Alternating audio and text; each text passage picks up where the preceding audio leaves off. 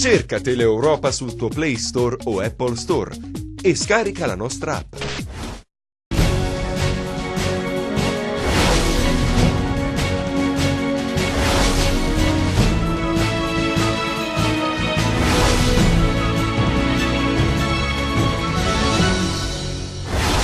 Esordio alla Lamezia della nuova componente del PD, Nuovo Campo, che si propone come strumento di mediazione tra il partito e la società civile.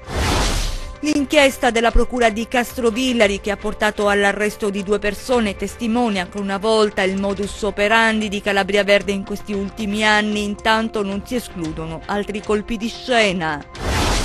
Pesantissimo il bilancio degli incendi che hanno interessato la Calabria nell'estate del 2017. I numeri enunciati nel corso del vertice che si è svolto in prefettura a Cosenza sono spaventosi.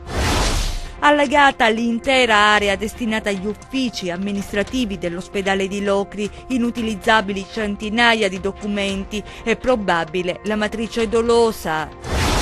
Si è spento la notte scorsa nella sua casa del centro storico di Cosenza Mario Gualtieri, il popolare cantante cosentino, icona della musica popolare bruzia. Consegnata a Cosenza la bandiera azzurra, l'ambito riconoscimento attribuito alla città dalla Federazione Italiana Atletica Leggera, che segna l'inizio della 2 giorni dedicati a sport e salute. A poche giornate dal termine del campionato, le squadre calabresi di Serie C si preparano a raccogliere quanto seminato. Il Cosenza e il Rende obbligate a consolidare la postazione play-off, mentre Catanzaro e Reggina centrano la salvezza. Ben ritrovati dalla redazione del TG10, la politica in primo piano, 7 ore di discussione, 55 interventi, il debutto di Nuovo Campo a Lamezia, la nuova componente del Partito Democratico si propone di mediare tra il partito e la società civile. Vediamo. Sarà la curiosità del vediamo chi c'è. Resta il fatto che il debutto di Campo Nuovo in Calabria è andato per come gli organizzatori si aspettavano.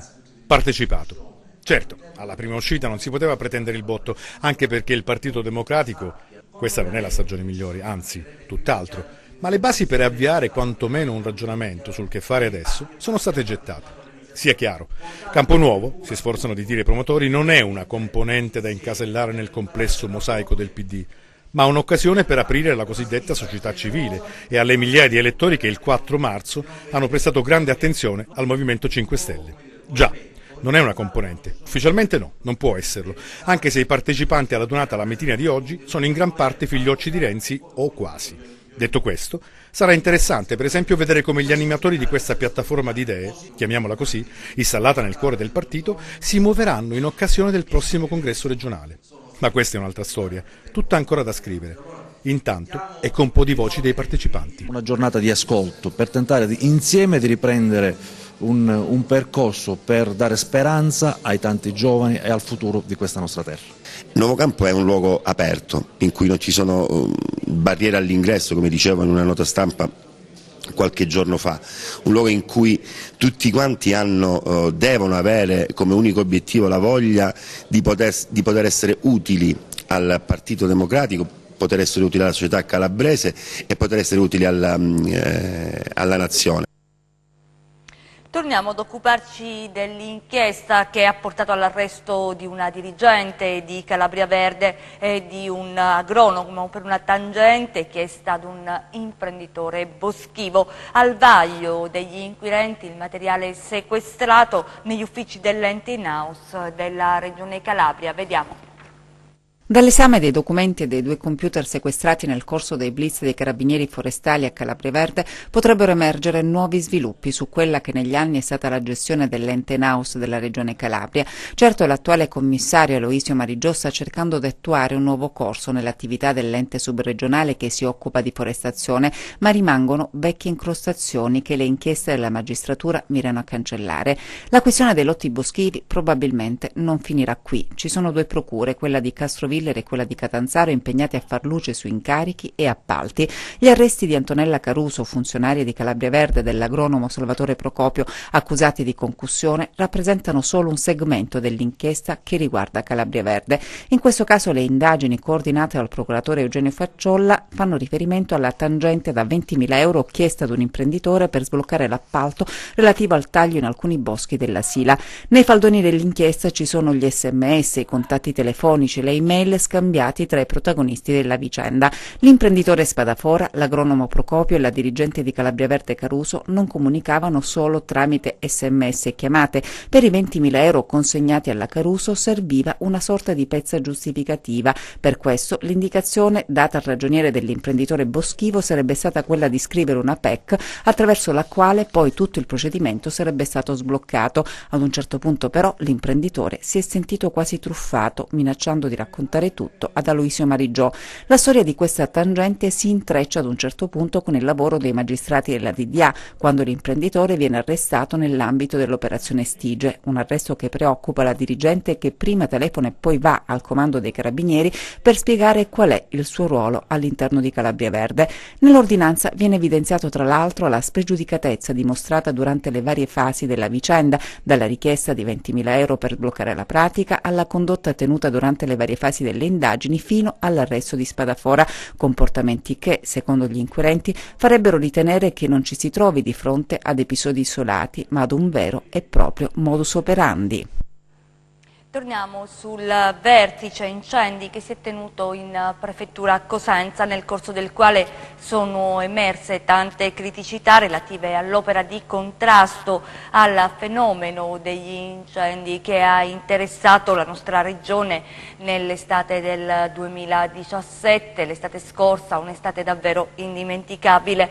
Ebbene, ci è sembrato opportuno fare il punto su quanto accaduto. Vediamo.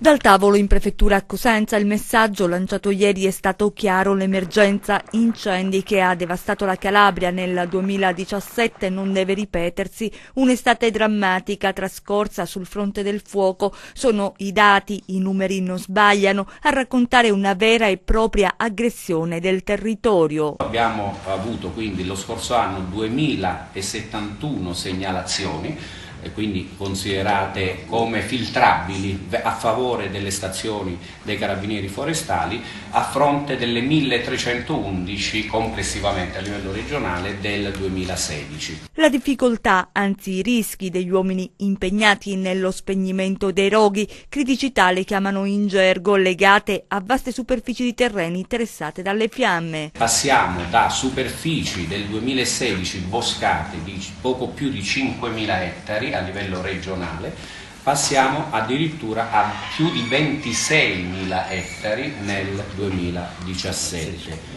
Aree non boscate da 2.700 a 5.400 nel 2017, per un totale complessivo di 32.000 ettari nel 2017 a fronte degli 8.000 nel 2016. Sotto accusa la Regione, che dovrà rivedere il piano relativo al 2018. Senza una piena sinergia tra tutte le istituzioni coinvolte è inutile parlare di prevenzione. Le rassicurazioni del dirigente Pallaria presente all'incontro fissato per lunedì a Catanzaro: un nuovo confronto, poi il piano approderà in giunta per l'approvazione. Ci spostiamo a Locri, dove l'intera area destinata agli uffici amministrativi dell'ospedale, c'è stato un allagamento e sono inutilizzabili centinaia di documenti, probabile la matrice dolosa. Vediamo. Un'azione vandalica in grande stile o un piano criminale con un obiettivo ben preciso? Questo è l'interrogativo dopo l'allagamento della palazzina di Contrada Verga di Locri, che ospita gli uffici amministrativi dell'ospedale, un tempo sede della direzione generale dell'ex azienda sanitaria 9. Ignoti, nella tarda serata di giovedì si sono introdotti all'interno dell'edificio, alle spalle della struttura centrale che ospita i reparti, e hanno provocato, dopo avere certosinamente tolto i sifoni dei lavandini e bloccato gli scarichi, un allagamento del quale ci si è accorti solo l'indomani mattina alla riapertura degli uffici. Il quadro che si è presentato è stato desolante: scantinati diventati navigabili, controsoffitti degli uffici scoppiati, linee telefoniche ed elettriche saltate, distrutti strumenti di lavoro, danneggiati seriamente gli arredamenti. Qui è completamente compromesso i documenti, è difficile recuperarla. Difficile recupero. Speriamo ci sia supporto informatico questo materiale, altrimenti una parte di questo materiale qui va perso. Carabinieri e vigili del fuoco non hanno dubbi, si è trattato di un atto doloso. Altro particolare: nessun segno di scasso. Le indagini sono coordinate nella massima riservatezza dalla Procura di Locri, ma 2 punti restano particolarmente seguiti, quelli che abbiamo posto ad inizio servizio, e cioè ci si chiede: è stata una bravata, si fa per dire, solo per provocare scompiglio, oppure ci si trova di fronte ad un tentativo per far scomparire carte compromettenti? Nella seconda ipotesi c'è da dire che la documentazione importante, visto che non esiste più l'azienda sanitaria di Locri, si trova a Reggio. Quindi gli assalitori della sera, se avessero voluto ottenere questo risultato, hanno fatto un buco nell'acqua, è il caso di dire.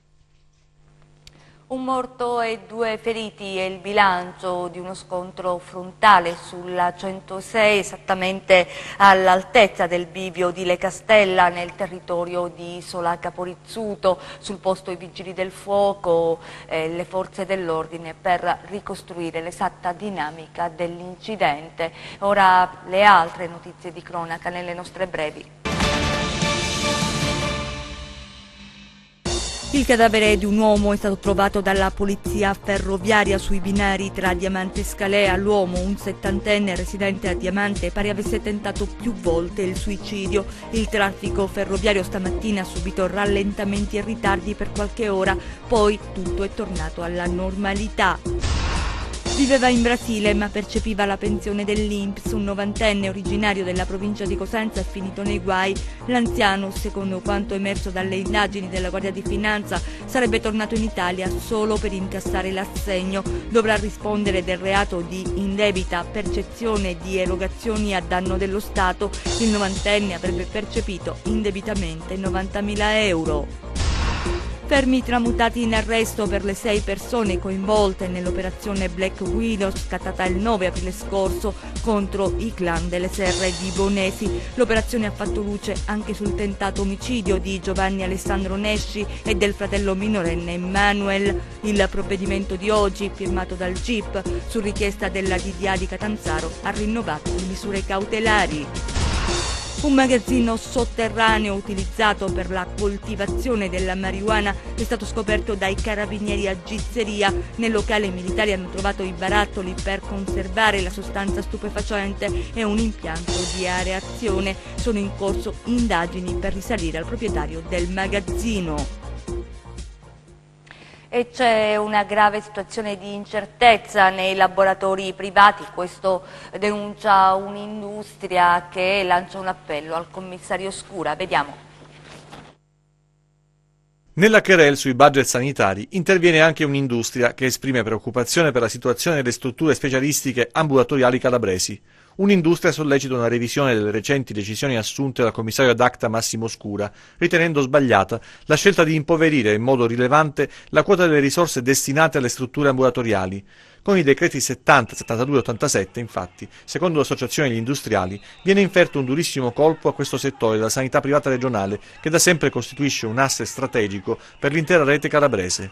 Ciò rischia seriamente di generare 2 pericolose ricadute per un territorio particolarmente fragile ed esposto. La prima tocca da vicino l'utenza di queste strutture, ovvero i cittadini che hanno bisogno di assistenza e cure specialistiche, i quali vedranno aumentare i costi delle prestazioni e di dover pagare quelle fino ad oggi gratuite, con il rischio che le fasce più deboli della popolazione vedano leso il diritto alla salute. Per altro verso, secondo l'industria, è necessario porre al centro della questione anche gli aspetti di carattere economico, produttivo e non ultimo occupazionale. nazionale. In ballo c'è il futuro di centinaia di addetti. La riduzione del budget a danno delle strutture ambulatoriali non fa altro che acuire lo stato già critico in cui versa il comparto, spingendo le imprese a dover attuare politiche di contenimento dei costi e dunque di riduzione del personale. In questo contesto, per un'industria, è necessario rivedere con attenzione e una maggiore concentrazione delle scelte gli indirizzi strategici fin qui assunti dal commissario. Scura, augurando buona Pasqua ai calabresi, aveva già spiegato le scelte effettuate, ribadendo che i fondi a disposizione sono definiti dalla legge e non dal commissario e che, come i privati sanno benissimo, ormai da 3 anni la Regione Calabria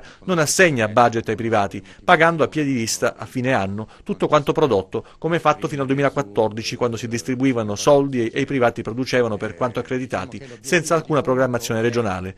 Ora la Calabria, per mano del commissario, dice Scura, acquista prestazioni e più precisamente acquista le prestazioni che servono ai calabresi e che servono a ridurre la mobilità passiva, da tutti giustamente esecrata. Posizioni molto distanti dunque, che difficilmente troveranno un punto d'incontro.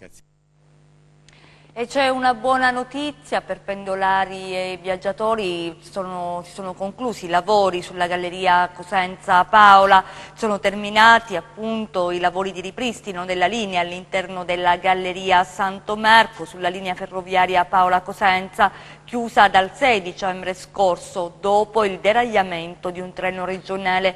Lo rende noto Reti Ferroviarie Italiana, oltre 150 tecnici e delle ditte appaltatrici, si legge in un comunicato, hanno lavorato secondo un cronoprogramma serrato 7 giorni su 7 con turni sulle 24 ore per ripristinare i binari danneggiati e rinnovare i tratti di rotaia come da pianificazione per l'anno in corso e svolgere le attività di manutenzione sospese dal 6 di dicembre, giorno in cui è stato sequestrato. Tutto questo nel pieno rispetto dei tempi previsti. L'azienda ha già presentato nei giorni scorsi una nuova istanza all'autorità giudiziaria per ottenere il dissequestro della galleria e poter così riprendere la circolazione ferroviaria.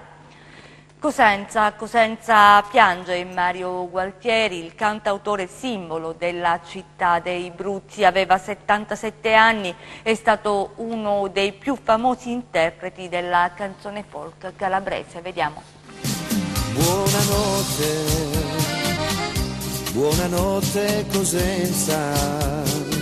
Mario Gualtieri vogliamo ricordarlo così, con uno dei suoi brani di maggior successo, Buonanotte Cosenza, canzone che fu cantata anche da Claudio Villa. Aveva 77 anni ed era malato da tempo, il suo corpo senza vita è stato trovato nella sua casa a Casali, un malore probabilmente se l'è portato via. Con lui se ne va un'icona della città dei Bruzzi, nelle sue canzoni ha raccontato la Cosenza popolare, nei suoi brani ci sono i vicoli del centro storico, i volti della sua amata città.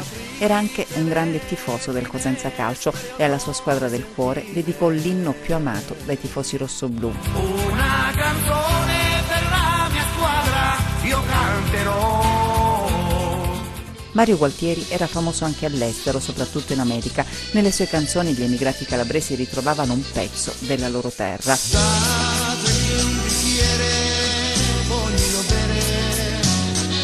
Dopo la notizia della sua morte, molti i messaggi di cordoglio sul web. Oggi è una giornata triste per Cosenza. Con Mario Gualtieri se ne va un pezzo di storia cosentina. Amo la mia Calabria, questa mia terra, e ne sono orgoglioso. E restiamo a Cosenza perché Cosenza oggi c'è stata la consegna ufficiale della bandiera Abruzia alla città. Vediamo.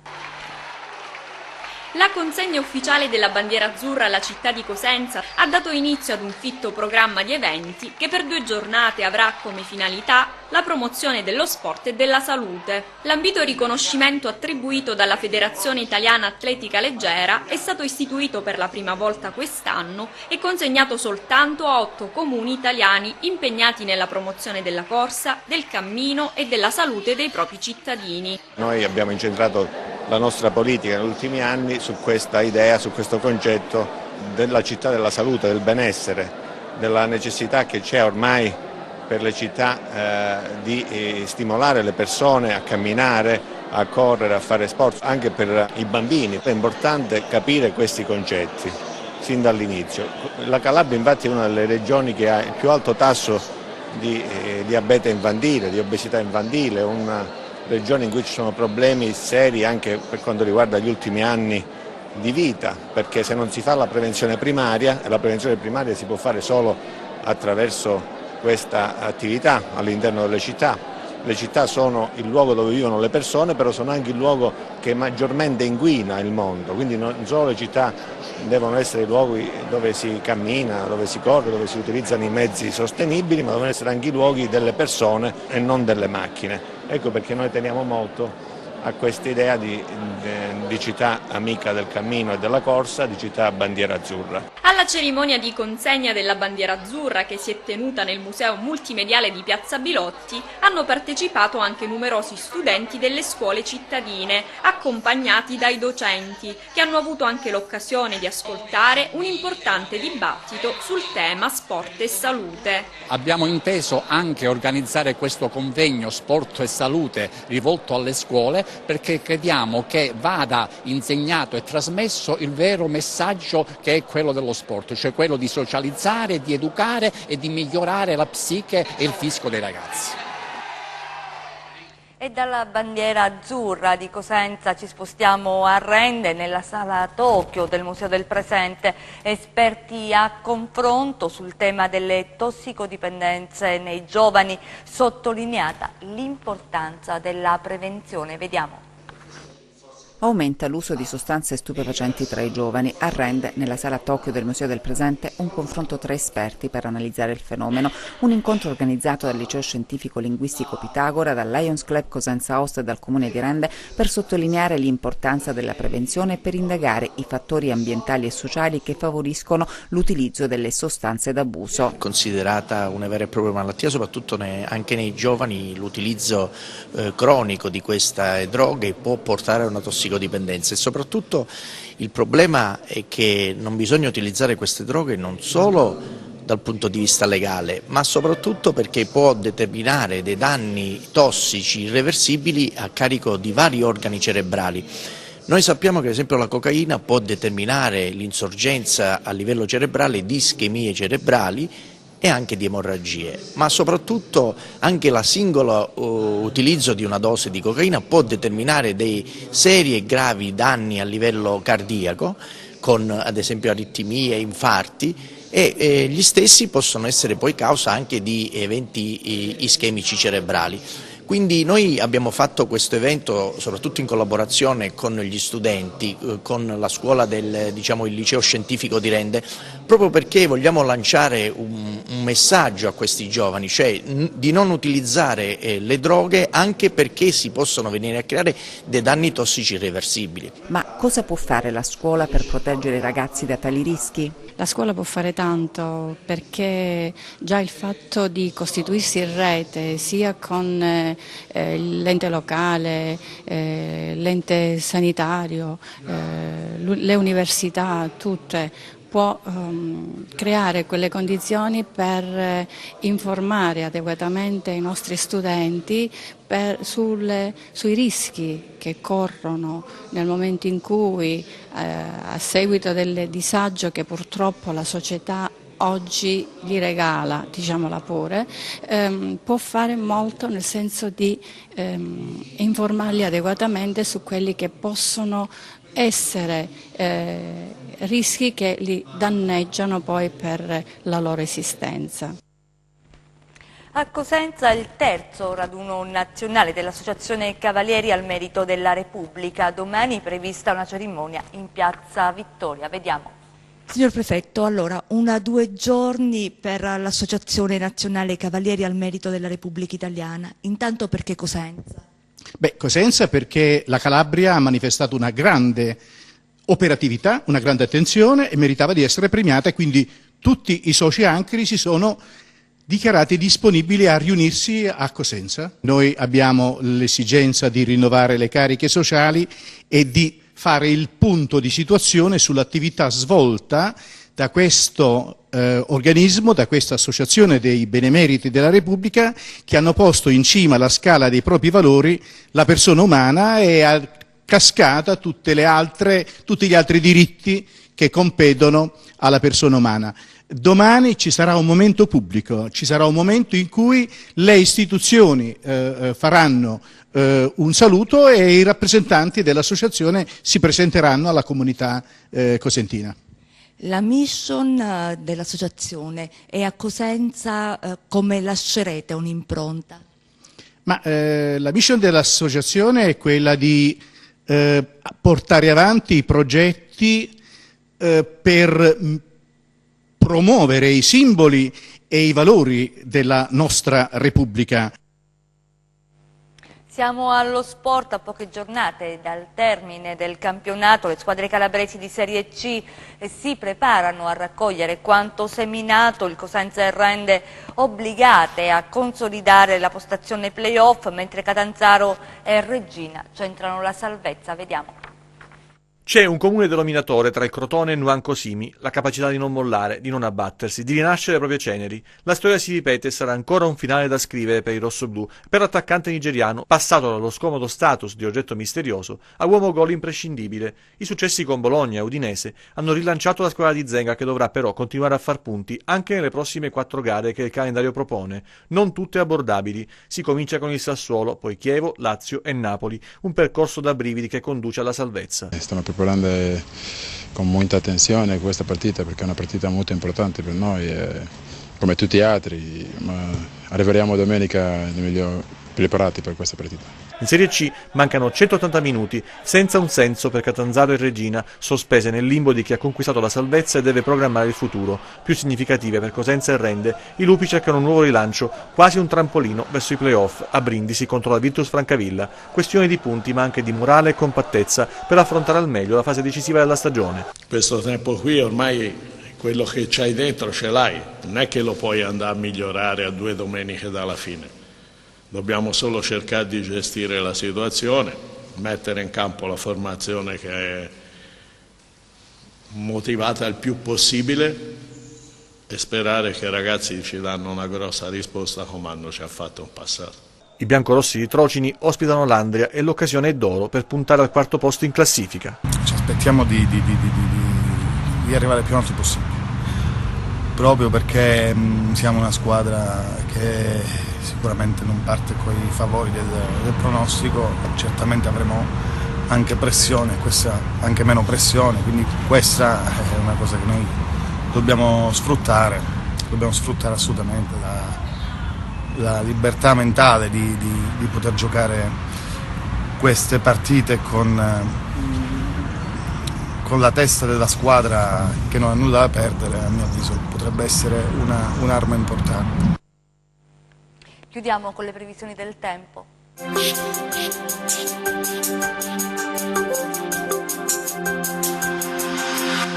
Ben ritrovati da meteoincalabria.it. Si preannuncia un fine settimana moderatamente variabile. Il minimo depressionario tunisino, in graduale colmamento nelle prossime ore, si trascinerà un po' di instabilità che dovrebbe manifestarsi parzialmente su alcune aree del nostro territorio.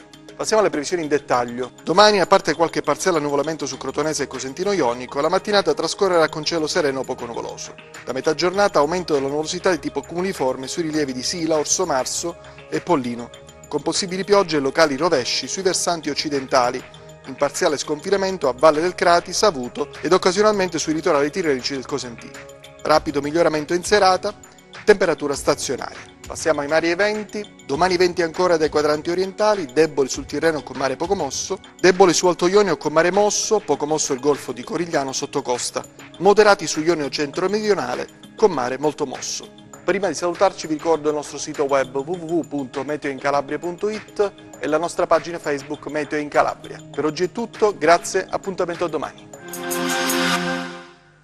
È tutto, grazie per essere stati con noi, grazie a regia Michele Cava, immesso in onda Giuseppe Costanzo, noi vi auguriamo un buon proseguimento.